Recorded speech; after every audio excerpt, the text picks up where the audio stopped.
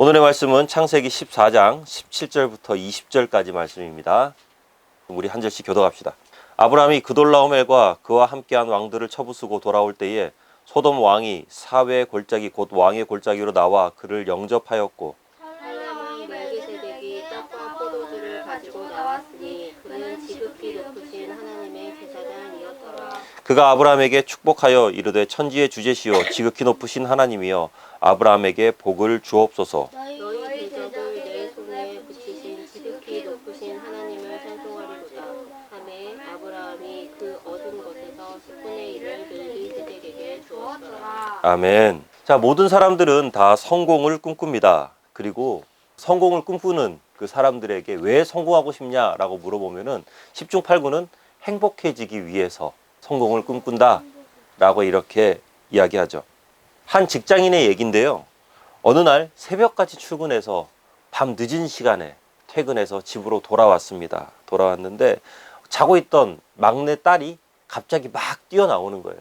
뛰어나와가지고 아빠 저녁에 아무리 늦게 오시더라도 저를 반드시 깨워주세요. 아빠에게 하고 싶은 얘기가 있어요 라고 이렇게 했죠. 그 순간 아빠는 지난 몇 달 동안 너무 바빠서 이 사랑하는 막내와 함께 단 한마디도 나눌 시간이 없었다라는 사실을 알게 됩니다. 그리고 깊이 고민한 끝에 직장에 사표를 내던지고 책을 쓰기 시작하죠. 이 사람이 누구냐면은 클린턴 전 미국 대통령이 처음 대통령에 당선됐을 때 정권 인수팀에서 경제 정책을 담당했고 노동부 장관을 지냈던 로버트 라이시의 얘기인데요. 이분이 쓴 책이 한국에서는 부유한 노예로 이렇게 번역이 됐고요. 성공의 미래입니다. 원래 원제는요. 성공의 미래. The Future of Success. 이 책의 내용은 그렇습니다. 아무리 성공과 권력이 좋다 해도 사랑하는 막내와 대화할 수 없다면 그것은 성공이 아니다 라는 거예요. 사람들은요. 악착같이 돈을 벌고 그리고 권력을 쥐고 성공하려고 애씁니다. 왜요? 행복해지기 위해서. 그런데 역설적이게도 그런 성공을 위해서 노력하는 과정에서 가장 희생되는 것이 뭐냐? 행복이에요. 그렇게 하면서 가정과 행복과 사회 간의 질서와 균형이 깨지고 마는 것이죠. 행복을 대가로 지불하고 성공을 얻게 되는 이런 아이러니가 펼쳐지게 되는 것입니다. 크리스천들도 세상 살아가면서 열심히 일하고 돈도 많이 벌고 사회적으로 성공해야 됩니다. 저는 여러분들이 다 그렇게 성공하셨으면 좋겠어요. 그런데 우리가 잊지 말아야 될 것은 세상 사람들에게 성공이라는 행복을 위한 종착역과도 같은 것이지만 크리스천들에게 성공이란 하나님의 뜻을 이 세상 가운데 이루기 위한 정류장에 불과하다라는 것이죠. 중간 과정입니다. 우리의 진정한 행복은요. 하나님의 뜻이 우리의 삶 가운데 이루어질 때 진짜 행복이 우리는 무엇인지 알게 됩니다. 제가 예전에 부산에서 사역을 할 때인데요. 해운대에 있는 좋은 아파트로 한번 신방을 간 적이 있습니다. 아파트 총 높이는 80층이고 제가 신방 갔던 층수는요. 50층 정도 되는 80층에서 한 50층 정도 되는 그게 딱 올라가서 보니까요. 와, 뭐 대단합니다. 한강 뷰 뭐 이 정도가 문제가 아니죠. 태평양 뷰가 그냥 눈앞에 쫙 펼쳐지죠. 그죠? 거기에 35층짜리 아파트가 바로 앞에 있는데요. 그 35층짜리 아파트의 옥상이 저 밑에 까마득히 미쳐 보입니다. 굉장히 높은 고층 아파트고요. 전망도 좋고 시설도 좋고 집은요. 3면이 통유리로 되어 있고요. 바닥은 전체가 대리석으로 쫙 이렇게 깔려 있는 뭐 하나 흠잡을 것 없는 아파트. 순간 이런 생각이 들더라고요. 어우, 이런 아파트에 살면 정말 행복하겠다라는. 그런데 신방 중에 들은 얘기는 충격적이었습니다. 남편은 늘 바빠서 얼굴 보기 힘들고 자녀들은 직장과 사업에 바빠서 출가해서 그 누구도 연락 한번 제대로 하지 않고요. 그래서 그 큰 집에 덩그러니 혼자만 남아서 저 넓은 바다를 보고 있으면 기분 좋은 것이 아니라 서글퍼진다 그래요. 처음에 한두 주 좋았는데 이사하고 난 다음부터 벌써 몇 년이 지났음에도 불구하고 그 창가 쪽으로는 가까이 가지도 못한답니다. 무서워서요. 무서울만 하죠. 그죠? 세상이 주는 행복은 잠시인 것 같습니다. 그리고 그 행복은요. 더욱더 큰 행복을 보상으로 줘야만 얻을 수 있는 짜투리 행복 같은 그런 행복인 것 같아요. 그렇기 때문에 우리의 시선이 이 세상의 행복에 고정돼서는 안 될 것 같습니다. 우리는 더욱더 크고 원대한 하나님의 비전을 바라보면서 살아가야만 하는 것입니다. 그러니까 대충 행복 500원을 내고 행복 100원을 하는 그 비슷한 거야, 은호야. 맞아. 나는 이 행복 100원을 얻으려고 노력하는데 실제로 나에게서 빠져나간 건 한 500원어치 행복이 빠져나가 버리는 그런 거죠. 그런데 그 100원의 행복을 보고 만족할 수밖에 없는 것. 자, 우리는 지난 설교를 통해서 연전연승했던 이 4개국의 연합군, 그 연합군을 상대로 말도 안 되는 승리를 거둔 아브라함을 만날 수 있었죠. 그리고 17절과 18절 말씀은요, 이제 300여 명의 사병들과 함께 큰 승리를 거둔 후에 전리품을 가지고 그리고 수많은 사람들을 구출해서 승리의 퍼레이드를 벌이는 그런 모습이 바로 17절과 18절 모습이라고 할 수 있어요. 우리 한 번 더 한번 읽어보겠습니다. 14장 17절 18절 시작. 아브라함이 그돌라오멜과 그와 함께한 왕들을 쳐부수고 돌아올 때에 소돔 왕이 샤웨 골짜기 곧 왕의 골짜기로 나와 그를 영접하였고 살렘 왕 멜기세덱이 떡과 포도주를 가지고 나왔으니 그는 지극히 높으신 하나님의 제사장이었더라. 아멘. 자, 지금으로 치자면 서울 시내 한 복판을 지금 온 시민들의 환호를 받으면서 퍼레이드 하는 것 같은 뭐 그런 모습이라고 할 수 있죠. 뭐 솔직히 고마워할 만합니다. 이대로 전쟁이 끝났으면 어떻게 됐을까요? 가나안은 전멸당하고 말죠. 그 위신도 땅에 떨어져 버리죠. 그런데 갑자기 혜성처럼 나타난 아브라함이라는 이방인 족장이 사병들을 거느리고 출정을 합니다. 그래서 그 무시무시한 연합군들을 다 무찌르고 재산과 사람들을 구출해서 돌아왔으니까 얼마나 감사했을까요? 오늘 본문 말씀에 영접한다라는 이 말씀의 원어적인 의미는요, 인정한다, 받아들인다 라는 그런 의미가 있어요. 사실 지금까지는 이방인이었던 아브라함 무시하면서 별 신경을 안 쓰면서 계속 이방인 취급했겠죠. 그런데 이번 승리는요, 이 아브라함을 그 가나안 사람으로서 이렇게 완벽하게 맞이하게 되는 그런 계기가 되었다라는 것입니다. 이 환호하는 군중들 사이로 이제 왕들이 나옵니다. 왕들이 아브라함의 성공을 치하하죠. 아브라함은 지금 큰 성공을 이뤘습니다. 그리고 그 성공을 누릴 수 있는 그런 타이밍이 이제 되었어요. 그리고 그 성공에 대한 보상을 주기 위해서 두 왕이 나오는데 한 사람은 소돔 왕이고 한 사람은 살렘 왕인 멜기세덱입니다. 그런데 이 소돔 왕과 살렘 왕이 주는 보상이 꼭 세상이 주는 보상 그리고 하나님이 주는 보상, 이것과 굉장히 비슷해요. 상징적으로 보여줍니다. 먼저 살렘 왕부터 한번 살펴보도록 하겠습니다. 그에게서 중요한 것은 그가 살렘 왕이었다라는 것이 아니라 지극히 높은 하나님의 제사장이었다라는 것입니다. 바로 멜기세덱은 하나님의 사람이었다라는 것이죠. 이런 멜기세덱에 관해서 히브리서 7장 1절부터 3절까지 말씀에 잘 나와 있는데요. 제가 한번 읽어드릴게요. 이 멜기세덱은 살렘 왕이요 지극히 높으신 하나님의 제사장이라. 여러 왕을 쳐서 죽이고 돌아오는 아브라함을 만나 복을 빈 자라. 아브라함이 모든 것의 10분의 1을 그에게 나누어 주니라. 그 이름을 해석하면 먼저는 의의 왕이요 그 다음은 살렘 왕이니 곧 평강의 왕이요 아버지도 없고 어머니도 없고 족보도 없고 시작한 날도 없고 생명의 끝도 없어 하나님의 아들과 닮아서 항상 제사장으로 있느니라. 부모도 없고 족보도 없는 성경에 나오는 거의 유일한 사람이죠. 그죠? 시작도 없고 끝도 없는 하나님의 제사장이다. 무엇보다도 하나님의 아들과 닮았다.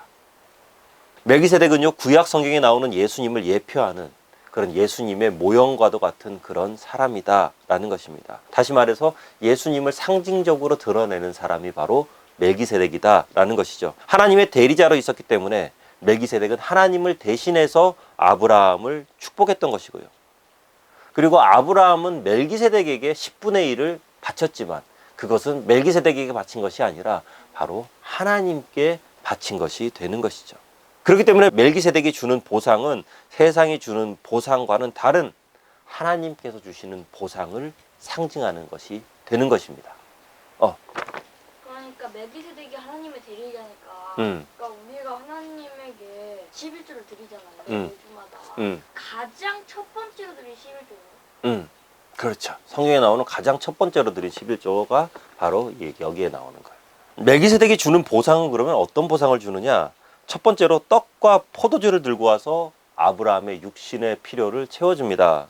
대충 뭐 조금 이렇게 싸가지고 와서 생색내듯이 주는 게 아니에요. 지금 아브라함은요, 전쟁에서 막 돌아왔어요. 싸움에서 지친 장정이 아브라함 주변에만 300여 명이 지금 있는 거죠. 그런데 그들을 충분히 먹이고도 남을 만큼 엄청난 양의 떡과 포도주를 지금 가지고 왔다는 것입니다. 제 아무리 많은 군중들이 환호성을 보내고 승전가를 부르면서 그 승리를 치하한다 할지라도 지치고 배고픈 아브라함과 그의 군사들에게 지금 현재 가장 필요한 것은요, 바로 밥이에요.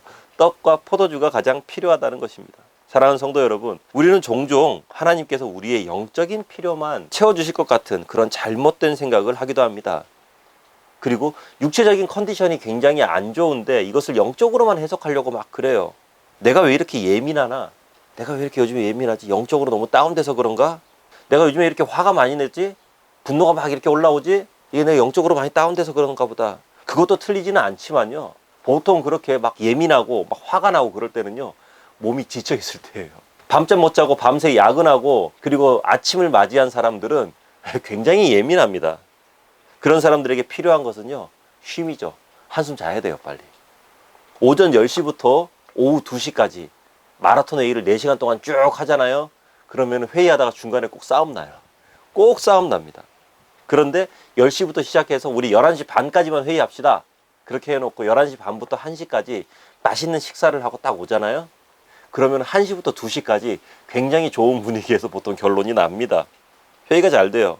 사람들이 왠지 날카로워진 것 같으면요, 일단 먹으면 됩니다. 배고프면 짜증나거든요. 갈멜산에서 하나님의 이름을 앞세웠던 엘리야는요, 450대 1이라는 이런 말도 안 되는 싸움에서 이기게 됩니다. 물론 하나님께서 이기게 해주신 거죠. 하나님의 엄청난 능력을 만방에 나타낸 후에 엘리야는요, 굉장히 지칩니다. 굉장히 다운돼 버리죠. 그런 엘리야에게 이세벨이 협박을 하죠. 그렇게 하면서 죽여버리겠다. 바로 전날 승리하신 하나님을 기억 속에서 완전히 지워버립니다. 그리고 그곳에서 100km나 떨어진 곳까지 순식간에 도망가 버려요. 앞뒤 재지 않고 막 도망갑니다. 그렇게 하고는요, 그 도망가서 어떻게 해요? 우울증에 빠져버립니다. 그래서 하나님께 이렇게 얘기합니다. 주님, 저 이제 죽게 됐습니다. 그만하랍니다. 사역 그만하랍니다.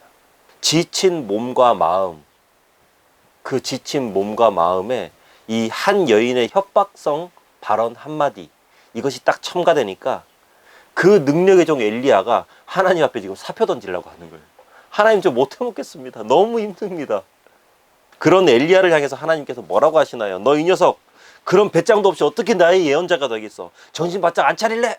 하면서 엘리야를 혼내지 않습니다. 그냥 엘리야를 재우시죠. 푹 재우세요. 그리고 엘리야가 일어나면 어떻게 합니까? 까마귀를 통해서 먹을 것을 공급하세요. 그리고 또 재우세요. 그렇게 몇 번을 반복합니다. 그렇게 해서 엘리야의 육신이 완전히 정상 궤도로 올라섰을 때 하나님께서는 엘리야에게 다시금 나타나셨어요. 예수님을 배반하고 도망갔던 예수님의 제자들 있잖아요. 십자가에 못 박힐 때 뿔뿔이 흩어져 버린 그 제자들, 갈릴리에서 예수님과 다시 재회를 하죠. 그때 예수님께서 어떻게 하시나요? 야야야, 일렬로서 이 배신자 녀석들 빨리 엎드려 뻗쳐 하면서 그렇게 안 하시죠, 그죠? 밤새 고기 잡느라 피곤하고 지친 제자들을 일단 먹이십니다. 몸은 지치고 예수님을 봤을 때 미안한 마음에 도망가 버릴까 아니면 그냥 있을까 놓고 이렇게 갈등 생길 수밖에 없잖아요. 배는 고프고 이러지도 저러지도 못하는 제자들을 뒤로 앉혀 예수님께서는 일단 고기부터 구우셨어요. 예수님께서 이 호스트가 되는 조촐한 비치 파티가 지금 갈릴리 해변에서 벌어지게 되는 것이죠. 일단 먹이십니다. 먹이시고 그들의 피로를 어느 정도 풀어놓은 다음에 예수님께서 물어보시잖아요. 네가 나를 사랑하느냐? 다른 질문이 아니죠, 그죠? 멜기세덱이 빵과 포도주를 들고 나왔다라는 것, 이것은 하나님께서 우리의 육체적 필요를 정확하게 알고 계신다. 그리고 그 필요를 하나님께서는 정확하게 채워주신다. 하나님은 언제나 우리의 필요를 정확하게 아시고 그만큼 채워주시죠. 여기서 또 중요한 것이 뭐냐면 우리의 필요를 채워주시는 것이지 우리의 욕심을 채워주는 것은 아니다라는 것이죠. 멜기세덱이 지금 가지고 나온 것은 빵과 포도주지 금은 보화가 아니다라는 것입니다. 금은 보화는요, 있어도 되고 없어도 되는 거죠. 하지만 빵과 포도주는 반드시 있어야만 되는 것이죠. 혹시 기도 응답이 안 되고 혹시 내가 기도하는데 뭔가 이렇게 좀 막혀 있는 것 같고 그러면은 한번 곰곰이 생각해 볼 필요가 있습니다. 하나님께서 채워주시지 않는 부분이 나의 필요인지 아니면 나의 욕심인지 아니면 하나님의 때는 언제인지 한번 돌이켜 볼 필요가 있죠. 비싸고 좋은 옷을 못 입는다고 해서 우리가 공부를 못하는 것이 아니잖아요. 그리고 좋은 차를 가지지 않는다 그래서 일을 못하는 것이 아니거든요. 아름다운 외모와 출중한 실력을 가지지 못한다고 해서 하나님의 사역을 감당하지 못하는 것은 아닙니다. 하나님은 우리의 필요를 채워주시지 필요 이상의 욕심을 채워주시는 분은 아니시거든요. 빵과 포도주는 주시잖아요. 그러면은 그 은혜를 받은 우리는요, 그 빵과 포도주를 받은 것에 감사하며 그것으로 사역하면 됩니다. 그 이상의 것을 뭔가 막 이렇게 볼 필요가 없어요. 하나님께서 내게 주신 것이 그것이 우리 이웃들과 함께 나누어야만 되는 바로 그것이거든요. 지금 나에게 있는 거죠. 그렇게 하나님의 사역이 나의 손을 통해서 이루어지는 것이죠. 하나님의 손을 대신해서 우리가 하나님의 사역을 감당할 때 우리의 손은 복된 손이 되는 거예요. 오병이어에서 그러면은 빵 2개랑 물고기 3마리를 예수님에게 준 그 아이의 손으로 사역을 시작했는 거예요. 맞아요. 딱 그거죠. 5천 명을 먹이는데 필요한 것은 어마어마한 양의 빵과 물고기가 아니라 보리떡 5개와 물고기 2마리. 하나님께서 필요한 것은 딱 그거였어요. 그돌라오멜 연합군을 물리치는데 하나님께서 필요한 것은 엄청난 대군이 아니라 아브라함과 그리고 아브라함의 사병 318명. 그들이 딱 필요했죠. 그리고 골리앗을 쓰러뜨리는데 필요했던 것은 그 수많은 이스라엘 군사들이 아니라 어린 목동이었던 다윗, 그리고 그 다윗이 가지고 있었던 물맷돌. 바로 그것이 하나님이 필요했던 거예요. 나에게 무엇이 있는지 한번 생각해 보시기 바랍니다. 그리고 그것을 어떻게 흘려보낼지도 한번 생각해 보세요. 분명히 그것을 통해서 하나님께서 놀랍게 역사하실 것입니다. 그것의 크고 작음은 우리가 고민할 게 아니에요. 하나님께서 행하실 거죠. 그리고 혹시 꼭 필요한데 궁핍하고 모자란 것이 있거든 기도 가운데 하나님의 채우심을 경험할 수 있게 될 것입니다. 자, 이렇게 필요를 채운 후에 멜기세덱은요 아브라함을 축복하면서 기도합니다. 그 축복 기도의 내용이 19절과 20절인데 우리 한번 읽어볼게요. 함께 14장 19절 20절 함께 읽습니다. 시작. 그가 아브라함에게 축복하여 이르되 천지의 주제시요 지극히 높으신 하나님이여 아브라함에게 복을 주옵소서. 너희 대적을 내 손에 붙이신 지극히 높으신 하나님을 찬송할지로다 하매 아브라함이 그 얻은 것에서 10분의 1을 멜기세덱에게 주었더라. 아멘. 일반적으로 누군가가 뭔가 잘한 일을 하면, 좋은 일을 하면 그 사람이 칭찬을 받아야죠. 그죠? 올림픽에 나가서 금메달 따면 어떻습니까? 그 금메달 딴 사람이 많은 사람들부터 칭찬받는 것은 당연한 거거든요. 그런데 멜기세덱은 지금 싸움에서 이기고 돌아온 아브라함을 축복하면서 가장 먼저 하나님을 찬양하고 있습니다. 이것이 바로 하나님의 사람이 하는 축복과 인간적인 축복, 이것이 완전히 다른 점이에요. 멜기세덱은 지금 아브라함의 승리는 하나님께서 주신 것이라는 것을 다시 한 번 더 재확인시키고 있습니다. 하나님으로부터 온 것이죠. 그리고 지금 현재 아브라함에게 가장 필요한 것은 이 축복의 출처에 관해서 정확하게 다시 한 번 더 인식하는 거였어요. 많은 사람들이 성공하기 전에는 하나님께 매달리면서 하나님의 은혜를 간구하면서 막 이렇게 기도합니다. 하나님 어떻게 이번 한 번만 하나님 꼭 이렇게 이루어주세요. 그런데 그것을 하나님께서 이루어주시고 나면은요, 화장실 들어갈 때 다르고 나올 때 다른 것처럼 안면 싹 돌려버리죠. 그러면서 그래, 난 역시 될 놈이었어. 될 놈은 되는 거야. 지금껏 고생한 보람이 이렇게 찾아오는구나.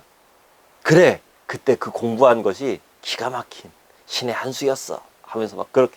그나마 영적으로 조금 나은 사람은 어떻게 생각하는지 아세요? 역시 주님과 나는 케미가 잘 맞아. 하나님과 나의 합작품이 이렇게 아름다운 결과를 낳게 되는군. 사랑하는 성도 여러분, 우리의 성공 뒤에는요 꼭 하나님을 향한 100%의 감사가 있어야 됩니다. 이것은 나의 것이 아니라 모두 다 하나님의 것입니다 라는 우리의 고백이 반드시 있어야만 된다는 것이죠. 작은 것을 이루든 큰 것을 이루든 특별히 더 그런 것 같아요. 작은 것을 이루었을 때 감사하지 못하면 큰 것을 이루었잖아요. 더 감사할 수 없습니다. 작은 것을 이루었을 때 감사할 줄 아는 사람이 큰 것을 이루었을 때 감사할 줄 알게 되거든요. 그리고 하나님께 우리가 이룬 모든 것들을 올려드려야만 합니다. 그렇게 우리가 이룬 모든 것들을 하나님께 올려드릴 때 그것의 주인은 내가 아니라 하나님이 됩니다. 내가 더 이상 지킬 필요가 없어요. 하나님께서 지켜주시니까요. 그리고 지금 현재 이 아브라함과 이 멜기세덱이 있는 이 자리에는요, 그들만 있는 게 아니잖아요. 아브라함과 함께 출전했던 주변의 동맹국의 군사들도 이 자리에 있거든요. 그리고 풀려나온 많은 포로들이 있죠. 그리고 환영하기 위한 수많은 인파들이 그들과 지금 함께 있습니다. 그 자리에서 멜기세덱은 축복 기도를 하는데 하나님을 찬양하고 있는 거예요. 이 축복 기도, 이 하나님을 향한 찬양은요, 아브라함을 위한 축복이 아니라 그 자리에 함께 있는 이방신을 믿는 수많은 불신자들을 향한 선포와도 마찬가지입니다. 그러니까 이런 거죠. 이교도들아 잘 들어라. 너희들이 그토록 믿고 따르던 너희들의 신이 지금 어디 있느냐. 저 4개 연합군과 그돌라오멜이 쳐들어왔을 때 너희들의 신은 무엇을 하고 있었느냐. 자 봐라. 아브라함과 그의 군사들은 너희가 이루지 못한 것을 이뤄냈다. 불가능을 가능하게 했다. 그리고 이것은 아브라함을 통해서 일하신 하나님의 승리다. 그러니까 너희도 참 신이고 모든 만왕의 왕이신 하나님께 경배해라. 이런 영적인 메시지가 여기에 딱 들어있는 것입니다. 그리고 이 상황 가운데서 우리가 알 수 있는 것은 아브라함의 삶이 이제 간증이 됐다는 거죠. 아브라함의 삶 자체가 하나님을 드러내는 메시지가 된 것입니다. 이제 사람들은 아브라함을 기억하면서 그 아브라함을 기억하는 것이 아니라 하나님을 기억할 수 있게 되는 것이죠. 아브라함의 승리를 기억할 때 아브라함의 승리를 기억하는 것이 아니라 그 아브라함의 승리를 이루도록 만들어주신 하나님을 기억할 수 있도록 해준 놀라운 사건이 바로 이 사건이 되는 것입니다. 부디 우리의 삶도 아브라함처럼요, 하나님의 살아계심과 능력 있으심을 드러내는 그런 생동감 넘치는 메시지가 되었으면 좋겠어요. 우리의 삶이 메시지가. 시편 23편 5절 말씀인데요. 주께서 내 원수의 목전에서 내게 상을 차려주시고 기름을 내 머리에 부으셨으니 내 잔이 넘치나이다. 모든 사람들 앞에서 하나님의 칭찬과 격려, 하나님의 축복과 은혜가 우리를 향해서 막 선포되어지는, 그러므로 인해서 그런 우리들을 바라보면서 사람들은 나를 보는 것이 아니라 하나님을 보게 되는 그런 놀라운 축복이 우리 모두의 삶 가운데 충만히 거하시기를 주님의 이름으로 축원합니다. 자, 말씀을 맺겠습니다. 세상 사람들은 성공을 향해 달려갑니다. 성공이 목표가 되죠. 하지만 크리스천들은 성공은요, 하나님을 영광스럽게 하는 과정일 뿐입니다. 종착역이 아니라 정류장일 뿐이라는 거죠. 크리스천의 목표는 하나님을 찬양하는 거거든요. 오늘 본문의 아브라함 역시 마찬가지죠. 아브라함의 성공을 통해서 하나님께서 불신자들 사이에서 큰 영광을 받으십니다. 그리고 이것이야말로 성공한 아브라함이 받을 수 있는 최고의 보상입니다. 다른 그 무엇이 아니라요. 물론 육신의 필요를 채워주시는 하나님, 모든 것들을 다 채워주시잖아요. 그런데 이 육신의 필요를 채워주는 것은요, 종착역이 아니잖아요. 그리고 우리가 원하는 것은 바로 그것이 아니거든요. 성공의 최종 목표는요, 성공함으로 인해서 하나님을 영화롭게 하는 것. 우리가 성공함으로 받을 수 있는 최고의 보상은 나의 삶을 통해서 하나님이 드러나는 것. 이것이 바로 최고의 보상입니다. 그럼 나머지 짜잘한 것들은 무엇이냐? 그것은요, 그 보상 가운데 딸려오는 우리 육신의 건강함, 그리고 사회적인 성공, 그리고 여러 가지 물질적인 성공, 이러한 모든 것들은요, 하나님을 영화롭게 하는 것에서 딸려오는 부수적인 것이지 그것이 메인이 아니라는 거예요. 모두 성공하시기 바랍니다. 하시는 사업과 직장과 그리고 연구와 학업에서 하시는 모든 일들 가운데서 최고의 성공을 이루심으로 모든 육신의 필요를 다 채우시기 바랍니다. 그리고 그 모든 과정과 결과를 통해서 하나님을 최고로 영화롭게 하시기 바랍니다.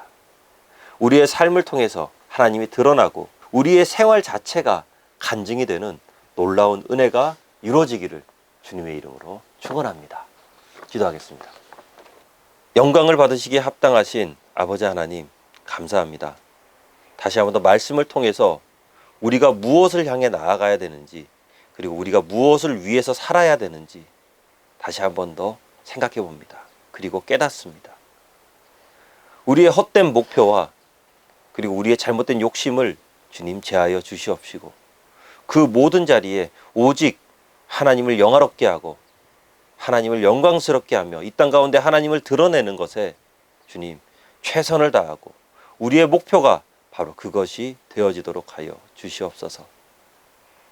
우리의 삶을 통해서 하나님이 드러나게 되고 우리 각자 각 사람 한 사람 한 사람을 기억할 때마다 내가 드러나는 것이 아니라 바로 그곳에 예수 그리스도의 십자가가 드러나게 되는 놀라운 은혜가 펼쳐지도록 주께서 함께하여 주시옵소서.